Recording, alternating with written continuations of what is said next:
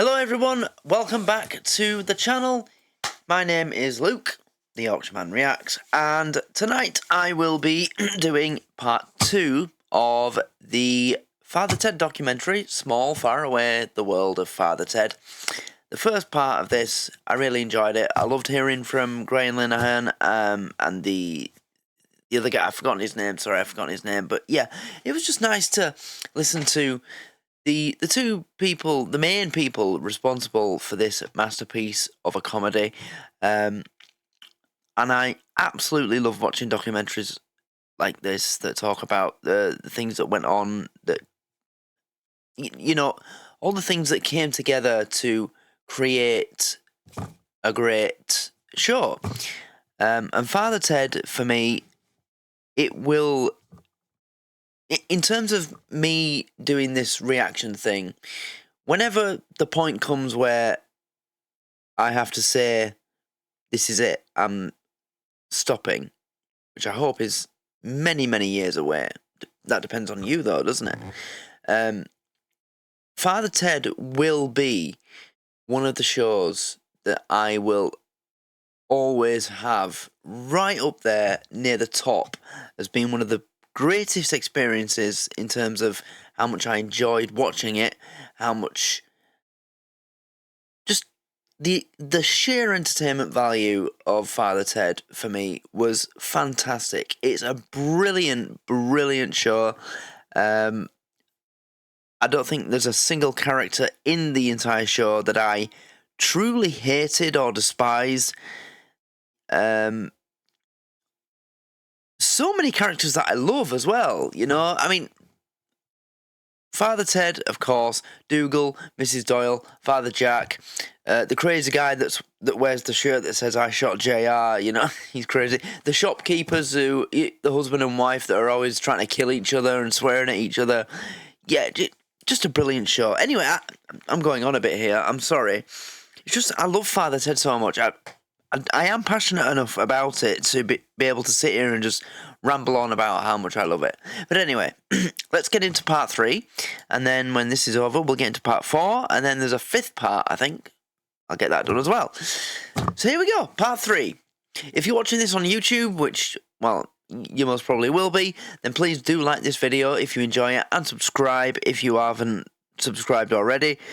And as for those of you who would like to watch my reactions to the actual show, Father Ted, they are available on YouTube, but they have the copyright cloaking on them, so text on screen and background music, which can be annoying. So if you'd like to get the full, clean versions, you can get them on Patreon. There's a box set. They're all there in their own little box set, and they're available in all tiers, so you can join the $1 a month tier and get access to every episode of Father Ted that I reacted to, the entire show. So there you go. Let's go. It was filmed in 94, I think, the series I did. But it wasn't probably till 98, 99 when people sort of started recognising me, kind of Father Stone, you know. Ardle's famed thing, isn't it? He worships your father. Really? He did this one for you.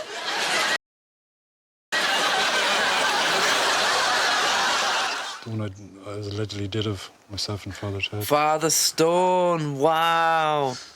Encapsulating my obsession with him. Entertaining Father Stone. It's very hard. One of the very first episodes. I don't know what to expect about an audition, but I mean, I could see from the script that it suited me perfectly, because I mean, I'm not a sort of a versatile actor. I'm Really? having a bath. Having a bath? I wanted to go to the toilet. Oh, when he went to the toilet. Oh. Right, well, go ahead. Well, I thought at first I had to take my underpants off as well, so I was a bit uneasy about that.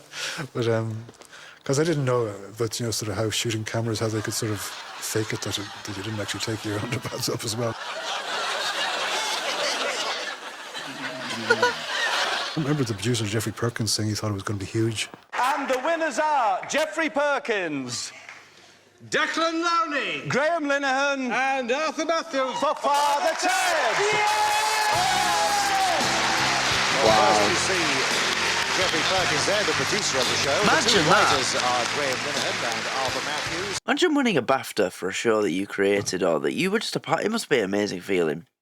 And the director is Declan Lowney. Can't talk about Father Ted without talking about Jeffrey. He's the one who found this house. I always think Jeffrey's the heart of the show. Yeah. You know, if there's a kind of warmth and a kind of compassion and a sweet. Oh, he died. Oh, that's... And he was only, well, young, you know. He wasn't old. My grandma was born in 1947, so he's younger than my grandma. And if my grandma died in 2008, I'd consider that as her dying young. So he died young. Wow. Well, rest in peace to Jeffrey Perkins. Sweetness to the show, then Thank you for Jeffrey's the man responsible. everything that you did. I don't think to make Ted this would have show happened without possible. Jeffrey, because I don't think the guys would have got the crack at it. It was a mock documentary they'd written as a one-off, and there was no. Yeah, I that remember wasn't Graham going to be saying pushed that by in the anybody. first part. And Jeffrey felt sitcom was the way to go with this. Let's dramatise it. Let's So as far as I know, that was the thrust of Jeffrey's approach to it. He just gave me such confidence, to try things and to do stuff during the rehearsal and on the nights, on the recording nights. He'd just have a little word in your ear. So obviously, because I have an acting background, I went to acting college and all that. I speak from experience. Those people who are on the set or with you when you're rehearsing lines and stuff, that come up to, if you're having a bit of a difficult time when you're rehearsing lines and you keep forgetting lines or messing up a line or whatever it is that's just not going right for you, that person who comes up to you and just says the right thing to you that makes you feel better and gives you that confidence, those are the most important people on the set. It's not the director, it's not the person, it's not the producer, it's not the person who's put all the money in the bank to, give the movie or whatever you're filming its budget, if you're, at that level. It's the person who comes up to you when you're having a bad day and just says the right things that gives you the confidence to get back into it, and then you do it in one take. I'm not saying that's going to happen, but just those people that bring you back to where you need to be. Those are the kind of people that you want around you. He'd kind of overrule the director, word in your ear. Or he'd kind of overrule the director sometimes, and he'd just kind of go, no, just let him do what he's doing, So, and for me, who didn't know what I was doing, frankly, this was great. This was such a boost to the confidence that someone of his stature doesn't know what he's doing and made such an investment in me. But he also... I think I know a character in Father Ted like that who doesn't know what he's doing. Just in general life. What's his name? Oh, yeah, Dougal. Recognised in Graham and Arthur that there was something very valuable and precious there, and he protected that. And gave them their head as much as they needed to, and then reined him in when he felt he had to. But I thought that was a perfect marriage. Yeah. What's funny? God. What's funny is Father Dougal sitting with a nun and pausing for a very, very long time and then turning to her and saying, "So then you're a nun?" Yeah. Graham taught me that. That's funny. It's surreal. It's an extraordinary experience, really, to be back in the territory. I haven't been back in the country, this kind of countryside since, and it's very special. It's a very different kind of countryside, I'm kind of hoping to see it for the first time, because, when you're doing a show like Father Ted at the time, it's also intense. You leave very early in the morning and you get home very late at night. You're working quite hard while you're there. It's true. So I actually don't remember the landscape at all. I'd say it's probably a Georgian. Okay, so I have a question. So Father Ted was filmed in front of a live audience, right? And the house, the parochial house, obviously, it was obviously a real building, a real location, a real place. And so much of the show took place in the parochial house, or at least Yeah. So how did they get the audience? Wait, hold on. Right, okay. Yeah, hold on. I'm guessing all the shots where we think it's being filmed inside the house is not actually in the house. It's on the soundstage with the audience. It's just the exterior shots of the house that they took for the episode, and then cut to the scene taking place inside the house, but it's not. Right. Sorry. Stupid question. Yeah, a bit of a brain fart. Sorry. Oh, there it is now. You don't remember the landscape at all. I'd say it's probably a Georgian design. Oh, there it is now. There you go. There you go. Wow, are they coming back here? There in the gateway. You do, don't For you? the first You time. do expect to see Dermot getting into the car. Yeah, yeah. Oh. Look it out. Have a look anyway.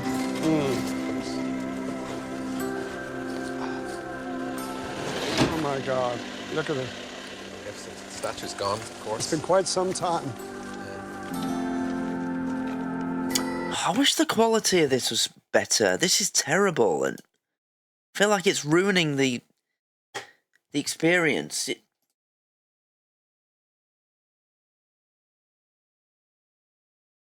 I'm sorry, guys, but I just want to make a final effort to find a better version. Because it deserves it. This deserves. This is on the channel, okay? Smart. Yeah, right, okay.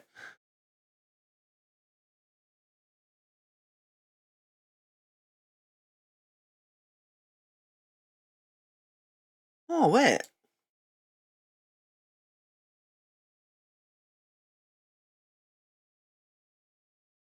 So this is part 3, so 9, 18, 27. It captured a kind of Irishness, Irish humour. No way. You pop-ups, you bastard. The house. Ah, here we go. No, you do expect a statue there in the gateway. You do, don't you? You do expect to see Dermot. That's even worse.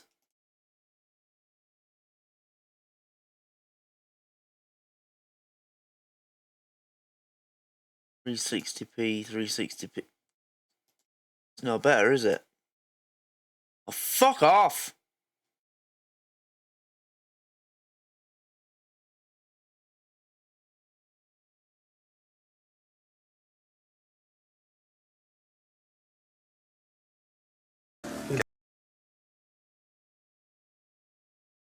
Look it out. Have a look anyway.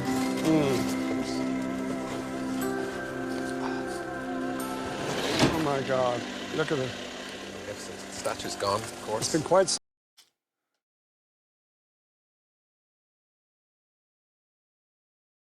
Ah, that's...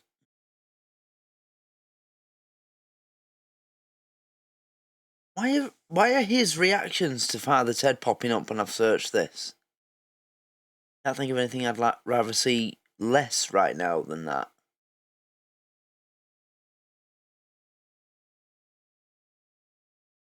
Right, again, I'm sorry to go off track, but I fucking hate these channels that put these thumbnails on famous show cast then and now.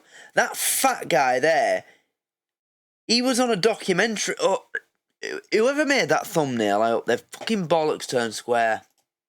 You dirty, horrible, despicable... Yeah.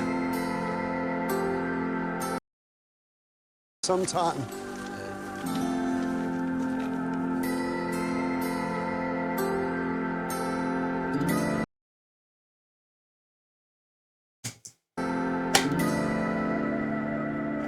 It just seems very barren without loads of priests swarming around a hot water dispenser.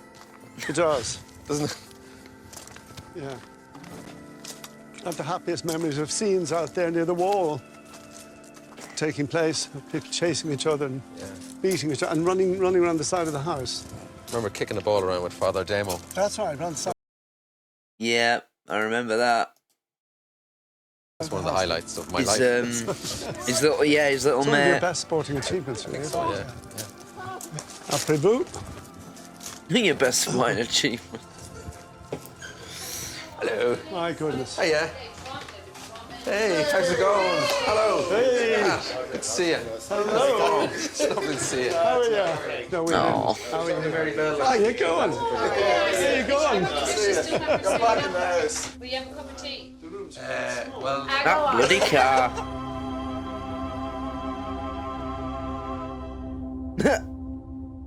Take a bun then. lovely. Are these your own buns? There you are.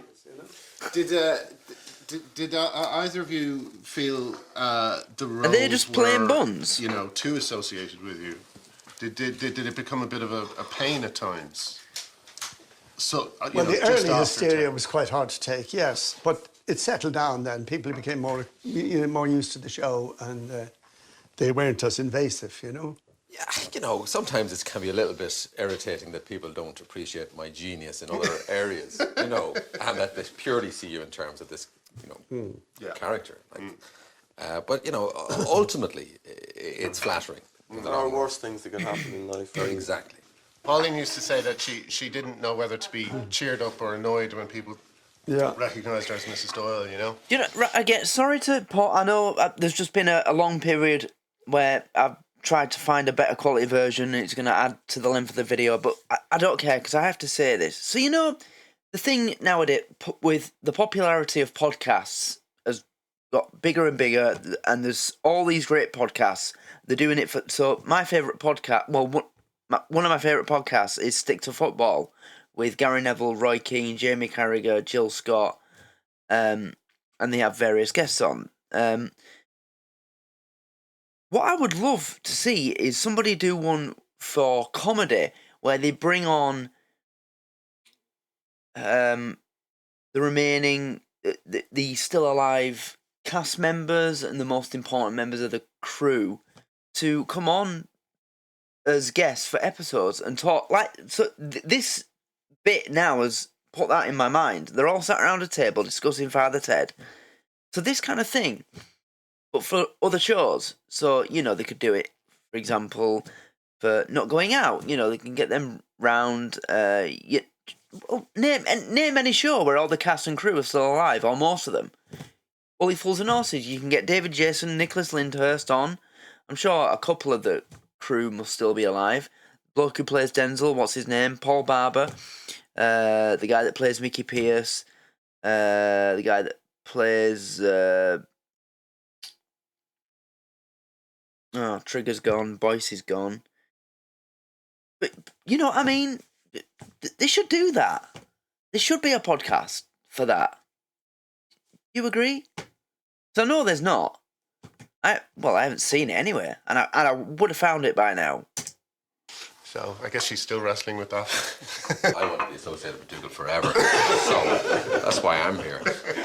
More ice? Oh my! Cold baths were dreadful, but they paled into insignificance compared to being dragged along by the tractor, and of course that was a minor inconvenience compared to the crazy golf with Father Stone. Oh, and, yeah. you know, that day, that was a near-death experience. What about when the sewage truck opened on top? Well, I was coming to that. You stood there holding it. That was horrendous. You were very that was cross so that horrendous. day. You and Dermot were very cross. Well, and Dermot See the face particularly. come again. Yeah, no, absolutely. That was just so painful. It was like, you know, Oh, where yeah. your mind goes blank because you know, Yeah. your head has just been frozen by a jet of freezing cold. Yeah. Oh, yeah. But I feel Muddy bad liquid. because we were being kind of smart arses there because Dermot had said the previous series, well, you do to me next time, cover me in slurry. And we said, oh, yeah, brilliant idea. We went and we wrote it. And I felt bad about into that. someone's house once. You were marooned. Yeah, I had no choice. It was either, you know, death or I called at the door of the farmhouse and I said, please, can I have a bath? And they gave me a bath. It's a friend of Pat and Cheryl. And he said that they've kept the bar of soap. If you want to meet priests your own age, listen in on the latest gossip or simply have a bit of a laugh, then call Priest Chatback and speak to priests you want to know. The anti-church thing that people say it has, that was never there for me, and I don't think it was ever there for the guys. But I knew when I read it that I I identified with it. I got it. It struck a chord. You know, I remember priests coming who would come and visit sometimes on a Sunday and would sit in your parlour for 4 or 5 hours drinking tea. I mean, I would have to keep doing the tea thing over and over again. You know, it was in our psyche. We knew about that stuff. I just found it easy to inhabit him. I just liked him so much. I thought I... Oh, that episode. You know. And another thing about how good the show is, it wasn't... They didn't just decide, right, we're going to just make this scene, he's going to run up, kick him up the arse, and that's going to be the comedy. No. There was 2 amazing moments in that scene. Because there was the first attempt where the guy who was with Bishop Brennan looked at Father Ted when he was like a foot away from him. And then suddenly Father Ted's like, and then he goes out the window. You know, that episode. Of all the episodes that I watched and reacted to, that is one that I think of. It's one of the episodes I think about the most. I really have to try and remember the most. When all is... And then just, you know, the following scenes after he gets kicked up the arse where he's just sat there like... Horribleness to the public. I did have the experience of going to the Christian Brothers for my education, for want of a better word. And there I met some very strange people indeed. You address me by my proper title, you little bollocks! I just remembered... And that bit, you little bollocks. Oh, and another great moment involving the word bollocks is with Dougal, where Father Ted asks him a question, and Dougal just comes at, you know, the meekest, most sweet, innocent character you've ever seen in a sitcom, just suddenly comes out with, I don't know, Ted, you big bollocks. I'll never forget that. Those voices and those... there I met some very strange... Because he was such a sweet, innocent character, Dougal, and then he just comes out with that, and it was just like, huh? Excuse me, Dougal? Me by my proper title, you little bollocks! I just remember those voices and those faces and those the kind of sadistic, pitiless way they made fun of me. And this, the voice that eventually became Bishop Brennan, sort of, that's where it came from. A great, I guess, sense of getting my own back. Don't try my patience, Billy! You kicked me up the ass! Try to deny it, and I will have you fed to the dogs! I always felt it, in some way, it put a human face in the church. It humanised these people. You know, monstrous as and all as some of them are, as, you know, Father Jack is an outrageous creation. The bottle on it. But, like, it humanised. Father Ted is so downtrodden. He's always so hard-pressed. I mean, you know, but he's a decent guy at the end of the day. He doesn't want to be bothered. He just wants to... Good luck with the book. To kind of... It's an easy life. Have a shower. Materialistic. If you want. Every now and then. Yeah. And he's just totally non-spiritual. How's your writing with you? All right, on to part 4. Oh, poor Ted. Yeah, we used to say that all the time. We would be laughing and then we'd just... Oh my totally God! go. When the car runs him over, just... Poor Ted. Oh, bollocks. Oh, bollocks. You know, that again, that scene just... I remember, you know, round the front, Dougal's like, it's not too bad, but you're just seeing it from the front, and then the wide shot, and you're like, how? Oh, poor Ted. Oh wait, no, Yeah, no, we used to that's say that not all the that's not the time. how moment. No, the how moment is It would be how when they're trying to fix it, and then it just ends up, yeah, right. Laughing and then we just pause and we go, poor Ted. Oh, bollocks. Dougal and Ted are kind of Dumb and Dumber, I think. You know, they're Laurel and Hardy. Yeah. They're a classic double act. Yeah. You can't really imagine one without the other, I don't think. Don Quixote and Sancho Panza. Oh, when we thought no matter Jack how far was back dead. you go in literature, you're going to find these two together. Down with this sort of thing. Down with this sort of thing. Careful now. Anyway, you go up to bed. I'll be up in a minute. All right. Good night, lads. You'll be up in a minute? Yes, we sleep together. Anyway, who else do you know?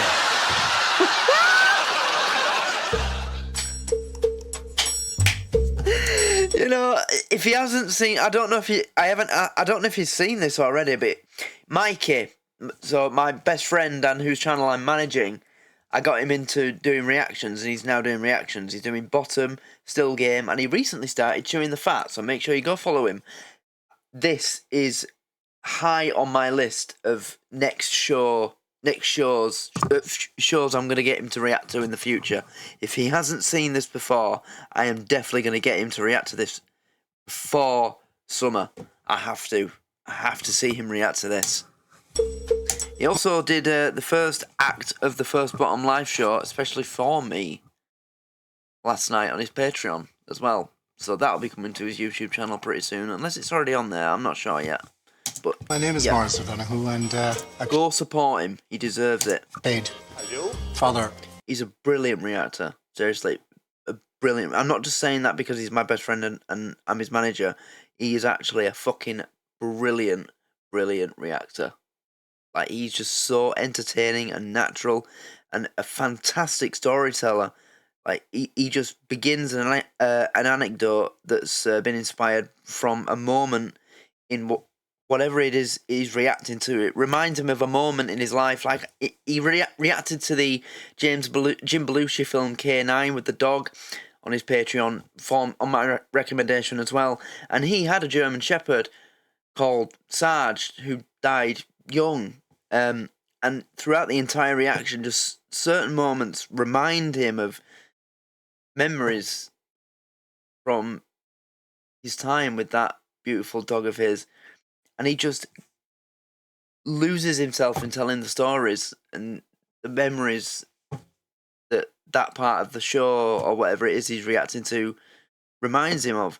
He's just so great. You know, if you think I'm good at whatever you think I'm good at when I'm doing this, then you really should give Mikey a chance, because he's just fantastic. And he makes me feel so proud every time I watch one of his reactions, because I'm sat there watching him and listening to him thinking, it was me who gave him the confidence to do that. I'm responsible for that in a way, and it just makes me feel so proud, and I'm so happy for him that he's doing so well. He's getting closer to 1,000 subscribers every single day, and it just makes me so happy. So please, for me as well, just go and show him some love and support, because he really deserves it. He's a fantastic guy, a great friend, and a brilliant reactor, and a born entertainer and storyteller. So, just, for me, please go and do that. Thank you. Dick Byrne. He was the evil side. I'll link his channel in the description. Of Father Ted. Slimy sort of side of him. Dick Byrne was there. One of his roles as a character was to bring out Ted's incredibly childish side. Yes, exactly. You know? I'm sure we'd do just as well as you would. No, you wouldn't. Yes, we would. No, you wouldn't. Yes, we would. No, you wouldn't. Yes, we would. No, you wouldn't. Yes, we would. No, you wouldn't. Yes, we would. No, you wouldn't. Yes, we would. Yes, we would. Yes, we would. No, you would. No, 10,000. No, you. Yes, Jinx, no come back. Jinx, no come back. But I subsequently heard, the lads mentioned it to me, and my agent said that it was a close-run thing between myself and Dermot. Definitely, he was our second choice. That's why Craggy Rugged Island existed, because he was said. Come back. But I subsequently heard, the lads mentioned it to me, and my agent said that it was a close-run thing between myself and Dermot. Definitely, he was our second choice. He was going to be Father Ted if Dermot didn't do it. What?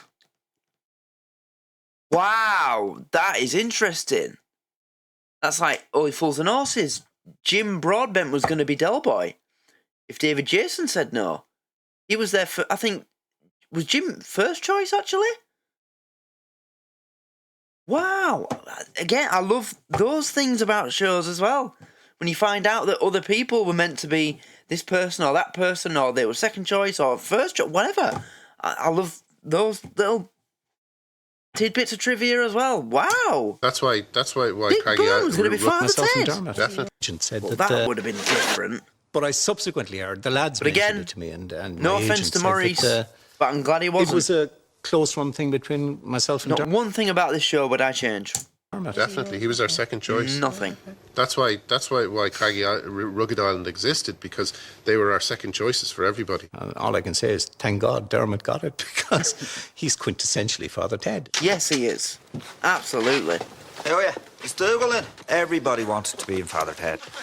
And there was a possibility of getting it, and like a real possibility as a comedian to get a part, because the characters that were written were sometimes suited to comedians. Yeah, which one do you prefer, Oasis or Blur?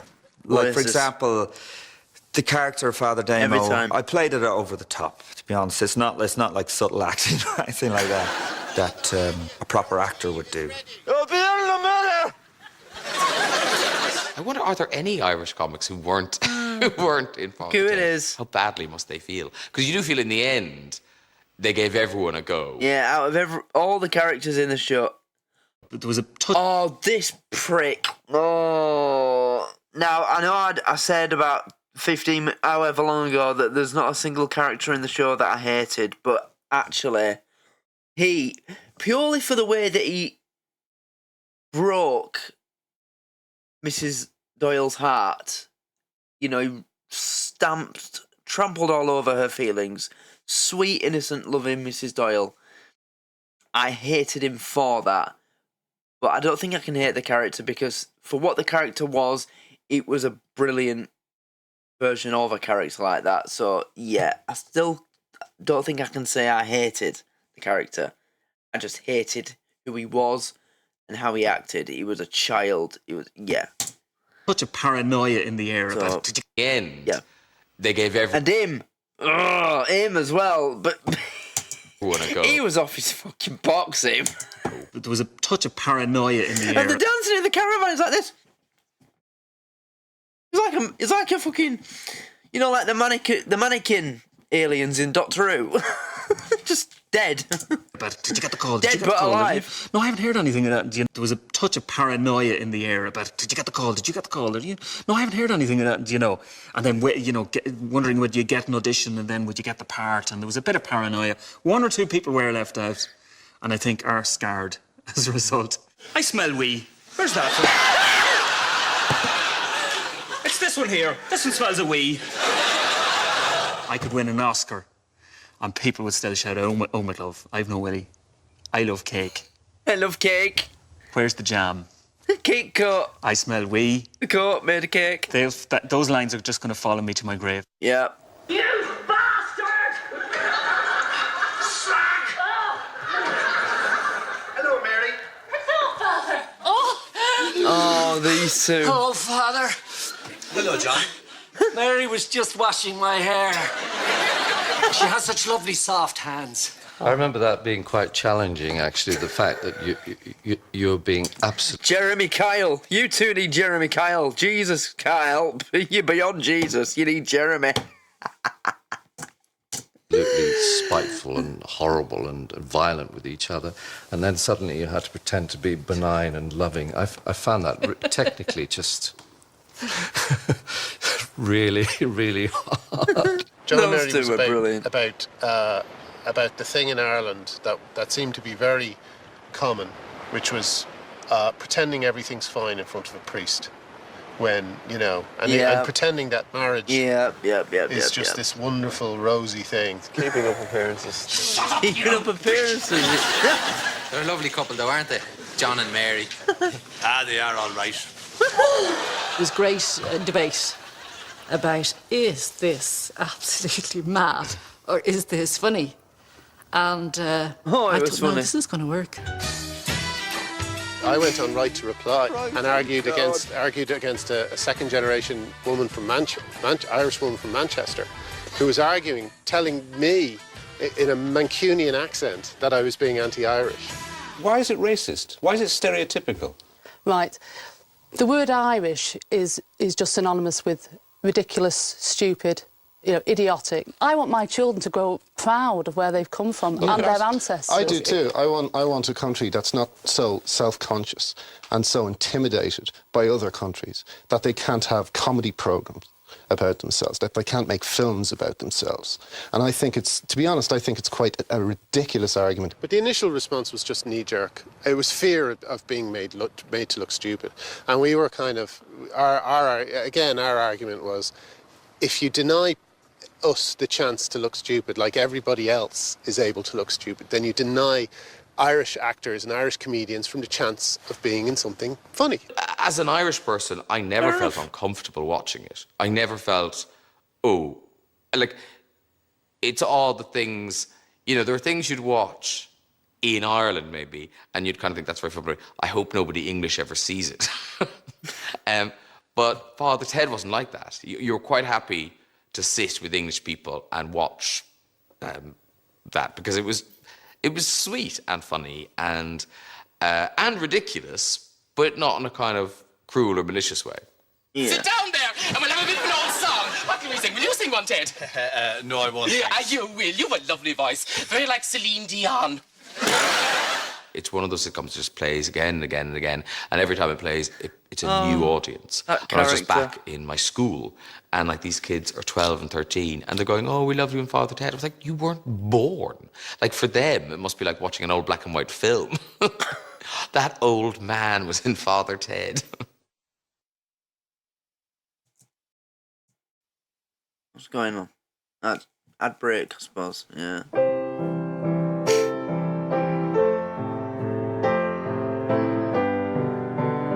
Even the theme tune is lovely.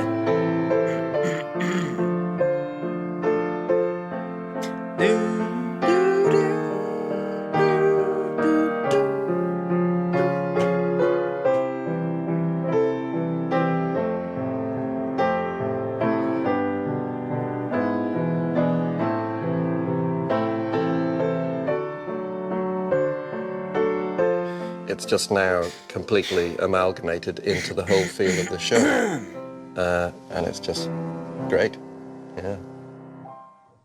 To be asked to do it, I didn't go, oh my God, all my, Christmases have come at once. I just thought, yeah, I can do that. 3-1. I can knock that off, because I had a terrible ego. I was super confident about everything. It's only later in life when you realise you can't do everything. My lovely horse, running through the fields.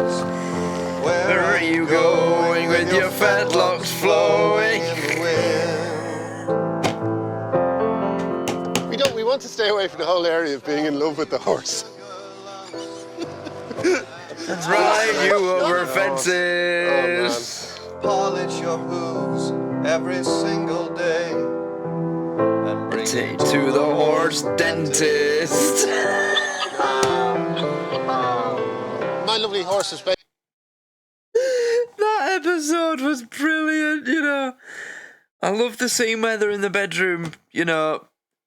And Father Ted's just like, just play the fucking note! Based on a video by the Eurovision entry for 1970-something. 75, I think. 75. That's what friends. And it was the Swarbrick brothers. Maybe it was because there were two of them that it struck us as a good model for the My Lovely Horse video. We would have copied it shot for shot if we could have. I think they called them lifestyle videos.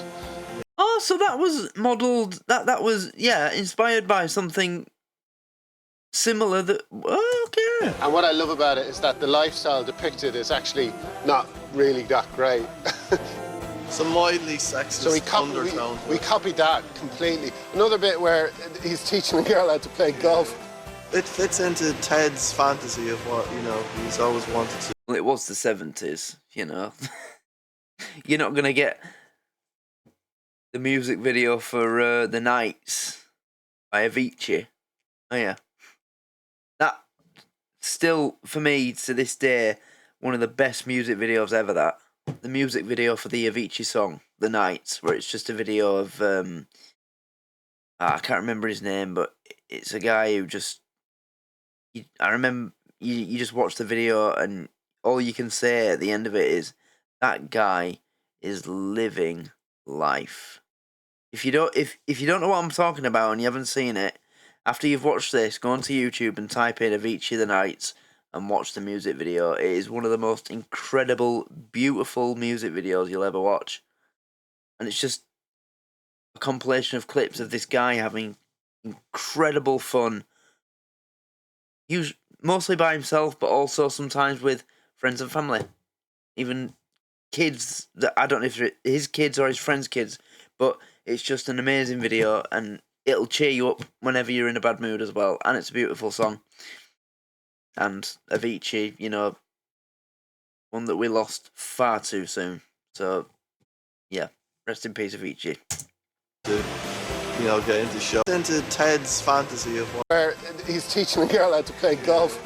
It fits into Ted's fantasy of what, you know, he's always wanted to, you know, get into show business or go to Las Vegas. It was very important to us to get a shot of them in a swimming pool with totally dry hair and... A couple of chicks. Yeah. One of the things I'm absolutely shocked about is my total lack of interest at that age in incredible beauty. Well, yeah, but not just nature, but breathtaking nature. I was just so into the show and so interested. I just never looked around and saw how gorgeous it was, you know? Still, it's crazy. Well, to be fair, Graham, you did have a lot on your plate, you know? You were directing a TV show. Action. A lot of work goes into that. But, yeah, I understand what you're saying. From what I've seen, where they filmed this and where they were when they were doing it, it is a beautiful place. Action. Oh my god.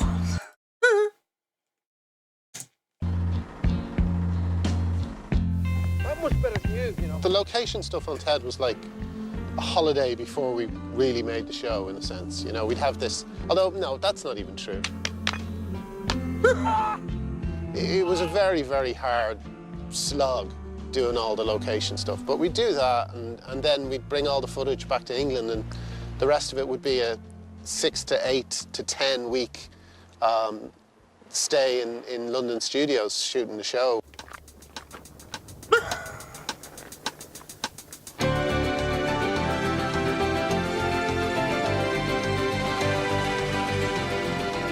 We're going into Studio 2, where we film the show, I believe.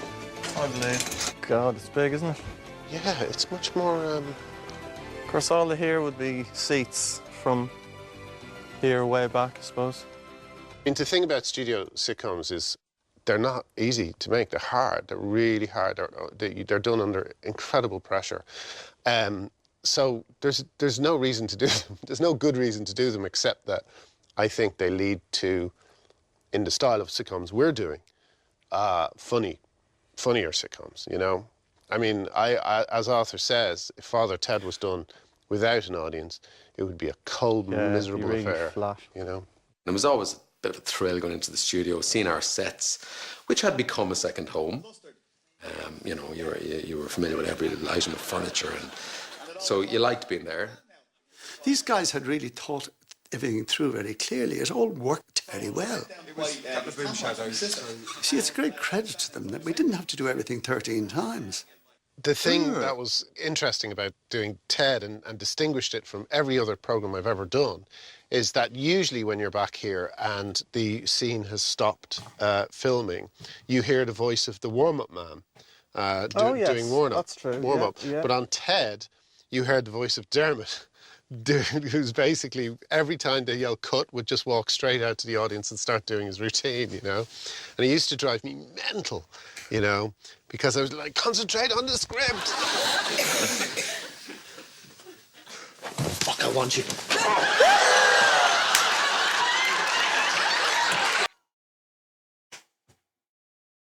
What? Excuse me? Fuck, I watch it. Okay, I have to ask, because I haven't yet.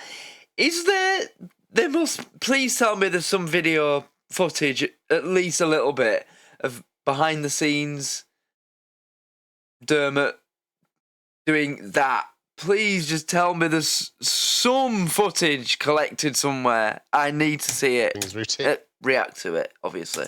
You know, and he used to drive me mental. Please tell me that exists. Because please. I was like, concentrate on the script. Fuck, I want you.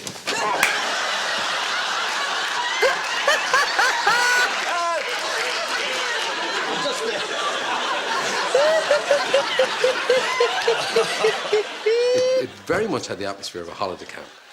I mean, I think there was a giddiness about it that I haven't really witnessed since in anything I've done. And I think it was due to the fact that we were all Irish, we were all abroad. You know, it was very good-humoured. This is the stars dressing room. I wonder. You feeling nervous? No. No. No. Rushing from the courts.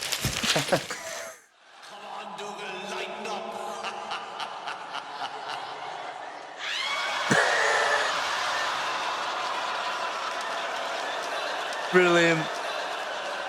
I think by the time Series 3 came around, there were Chinese people there. I fully respected the writers' decision not to write anymore because they felt they had exhausted it. And I think we all felt that. We did think that's it, you know. We didn't think we could do it again. We thought we'd be repeating ourselves, and we thought we were really running out. We were really running out of things for Jack to do, and we were running out of ways for Dougal to be stupid. Great news. I've been asked to go and work in America. Really? As what? The story of the last episode as well. I mean, it's kind of moving and it's kind of poignant anyway. Yeah. You know, it is a bizarre story. It's bizarre what happened. You wouldn't leave me behind, would you? Oh. The end of the last bit of recording, symbolically, Ardle and Frank and Dermot threw their colours into the audience, I think. You know, we kind of had a rap party, and it was all lovely. And then, I don't know, the next morning, got a call from Dermot's assistant John to say that, you know, he died of a heart attack the night before at a dinner party. It was kind of utterly shocking for about a minute, and then, you know, then you think back and you think, well, God, you know, he didn't look well. And you know, my father, who was a medical doctor, amongst other things, had said to me at the recording that Dermot didn't look well, you know. It was quite traumatic because we'd been a very happy, busy, you know, company, and suddenly this guy was dead. The morning I heard Dermot died, I was very upset and I cried and stuff. But then we just stayed in shock for like, I don't know. I'm still in shock about it. Oh, yeah, Ted. You're here to stay with me and Mrs. Doyle and Father Jack forever and ever and ever and ever and ever and ever and ever and ever and ever and ever and ever and No, it's not. And take everything away. Are they really gonna do this to me? Oh,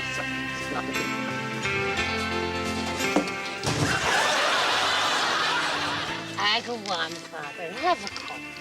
Just a little cup. Just a drop. it's twice as big. Let's go. Could take a while, Dougal. Oh, Ted. Oh. Ring. Can we hold the ring? Thank you. Can we took the ring off our arses? You bastards. Look out, please. Hold your positions. Night, Dougal. Night, Ted.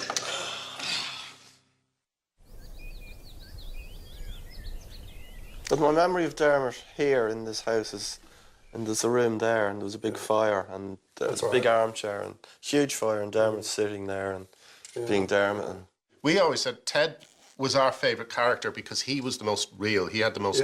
He had the most sides to him, the most depth. The one you empathise And I with, think he sometimes thought that we were giving you all the gags, but we weren't. We were, you know, and I don't. Not at all, no. And Dermot. Well, he was like, you know, he was a nervy, insecure man, and he you know, and with poor discipline. But that's not to take away from you know what a big character he was. I mean, he was a big and generous-hearted character in lots of ways. He was very grateful and very pleased he got the opportunity in Britain because of all his frustrations in Ireland, you know. Yeah. But then, yeah, he definitely wanted to move on and do it. Someone mentioned that in a comment that at the time, you know, the time coming up to when he got cast in the show, that in Ireland his career it was basically over. You know, he'd done everything that he possibly could have done, and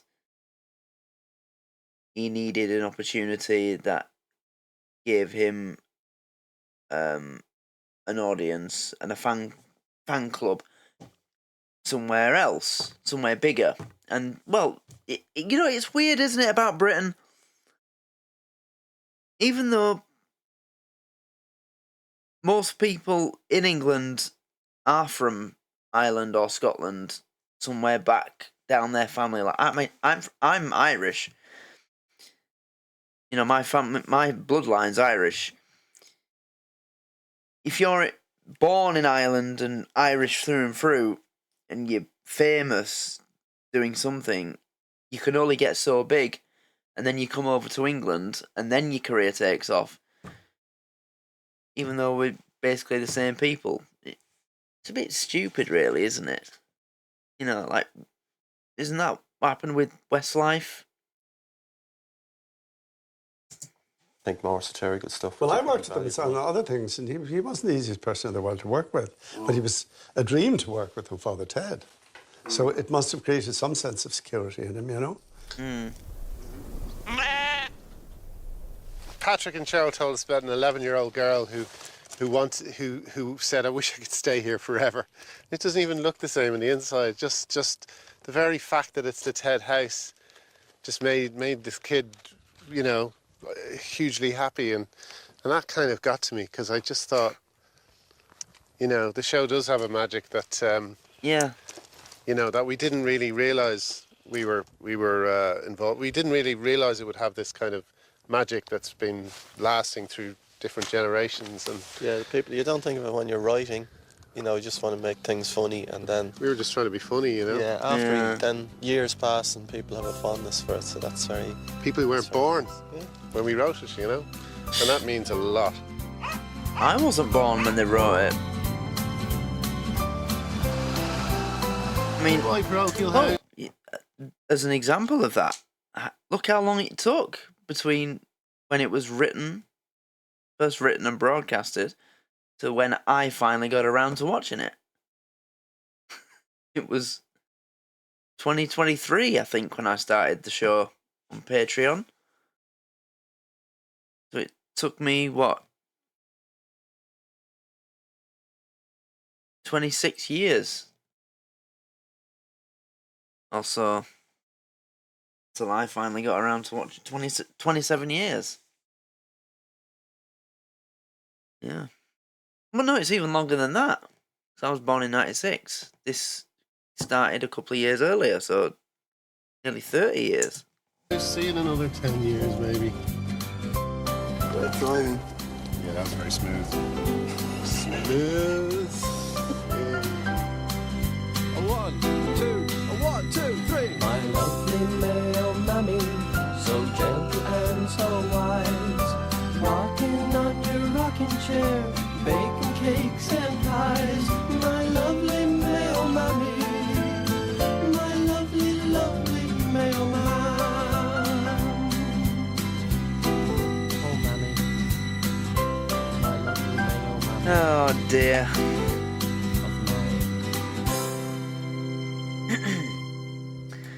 Well, that's it. That's the end.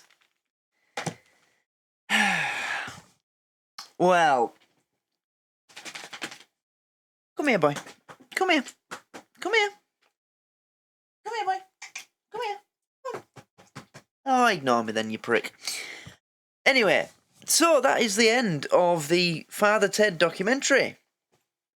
So, what's the first thing I'm going to say? Like, well, I think the first word that comes to mind to describe this documentary was that it was very light-hearted, upbeat, and it was also very quick. It didn't focus on any one thing for too long. It moved at a good pace. They packed a lot into what I think this is about 45, 50 minutes in total. There's 5 parts, isn't there? So 9, 18, 27, 36, 45 with a few extra seconds. So yeah, about 45, 46, 47 minutes. But they got a lot in that time. And it was just, yeah, nice to see them talking about how it came about, and good to hear from the actors. I mean, obviously, in a perfect world, it'd be nice to, if Dermot was still with us, to be in this as well, and because out of everybody in the show, he's the one that you'd most love to hear telling us about his experience of Father Ted coming together. The bloke who played Father Ted. That's who you want to hear from, but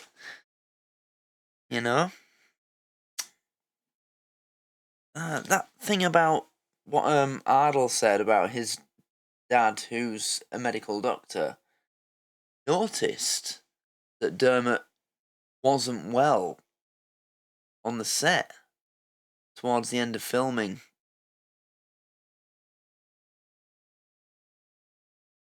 If only he'd have said something.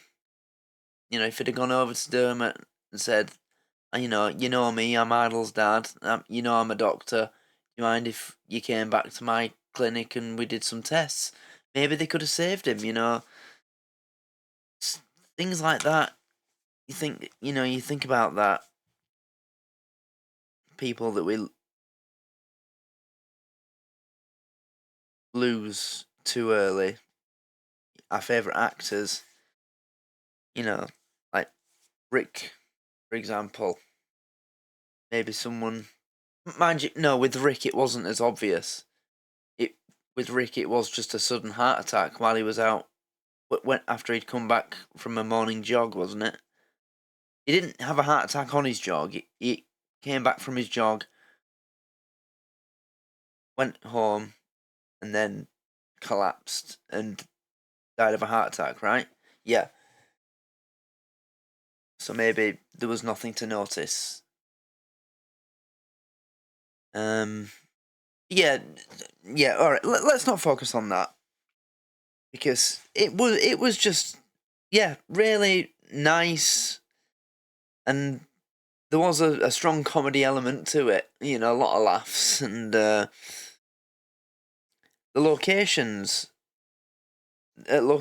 shots and showing the area where they filmed this and where they stayed when they were working on it. It is a really nice place. That must have been nice for everybody working on the show to make the show in such a nice area. It was really nice. But again, just Father Ted, for me, I'd heard about it briefly throughout my life. Like if there was something on the telly in the house of whoever I was with, whether I was at my dad's house, mum's house, grandparents' house, and there was a documentary on about Britain's best comedy moments or whatever, I will have heard somebody say Father Ted. I'd heard it mentioned in that kind of way throughout my life, but never thought to sit down to watch it. And then obviously the point in my life came where I became a reactor, and it ended up being a show that I did.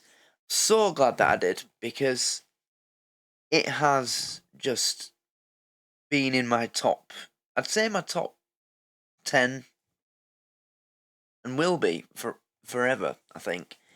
It's fantastic. It's a brilliant show. Just so many moments, so many jokes and gags from the show that I can pick out and just sit there and giggle to myself about it for ages. You know, kicking Bishop Brennan up the arse. The football match with the old codgers, you know, the car. The one with the rabbits, you know, milk float that the feminist that comes to stay, and then by the time Father Ted gets back, Dougal sold the house to her. Just so many great moments. Also, even though his character annoyed me, the 2 episodes that Graham Norton was in Father Ted, they were probably 2 of the best episodes in the show. You know, Hell, and the one with the bloke from One Foot in the Grave. Is that what he was in? I think it was, wasn't it? Yeah. It's a legendary show. And now I've seen the documentary. So I haven't thought about it like this, actually. This is actually officially the end of Father Ted, the series, on my channel. I mean, I made a big deal of when I did the final ever episode as that being the end, but it wasn't. This is. I haven't thought about it like that until just now. Blimey. Yeah. So that's it. That's the end of Father Ted on The Yorkshireman Reacts. I've officially done it. But yeah, it's been a lot of fun. And I say it often. I hate not having a new episode of Father Ted to react to when I sit here and I don't know what I want to do on the given day or night that I'm about to make content. And I remember, no new Father Ted to do. You've none left. It's the same with Bottom. It's the same with Still Game and all the other shows I've finished. But Father Ted, especially, because whenever I knew I was going to be doing a new episode of Father Ted, when I'm sat here, when I was sat here at my desk, I was excited because I just didn't know what was coming. Didn't know what to expect. It was always a great surprise. Yeah. So, always miss it. Such a shame it was so short. Why are so many of the greatest comedies so short? Bottom, 3 series, 5 live shows, yeah, and a movie, which I'm yet to do. Will be coming soon, I promise. But still, 3 series of 6 episodes, that's not enough. Mind your language, 3 series of different number of episodes each time, I think it is, but still, they're only 25 minutes long or so. It's not enough. I know there's a 4th series, but it was lost in a fire, so nobody can watch it now. Yeah. But, you know, the idea that I came up with when they were around the table, Frank Kelly, Ardal O'Hanlon, Graham Linehan, and the other bloke, where they were sat around the table in the parochial house having tea and buns, where I said, why isn't there a podcast similar to Stick to Football with Gary Neville, Jamie Carragher, Roy Keane and Jill Scott, where a couple of the old guard of British sitcoms host a podcast where they have guests on that were in the biggest comedies. There should be a podcast like that, and there isn't. I'm certain that there isn't. You know, they've got one for everyone now. You know, you've got the Happy Hour podcast bringing on anybody who ever kicked a ball or threw a dart or hit a fucking cricket ball. You've got political ones. You name it. There's a podcast for everything nowadays, but there isn't one where they're bringing on David Jason and Nicholas Lyndhurst for an hour's chat, or bringing on Lee Mack and David Mitchell on. Do you know what I mean? There should be a podcast for comedy. And, well, it's not like there's anything I can do about it. I'm just a YouTuber with a very good set of people supporting me, but we're still small in numbers, relatively, aren't we? It's not like we have the power. But I feel like I want to do something that can get that idea out there. So, yeah, that's what I want people to put in their comments, or at least include in their comments. What do you think that should happen? A podcast about comedy? Because I think it should. Speaking of podcasts, my podcast, it's ended up being a bit forgotten since the first episode, but I haven't dropped it. I haven't forgotten it. There will be a second episode coming up soon.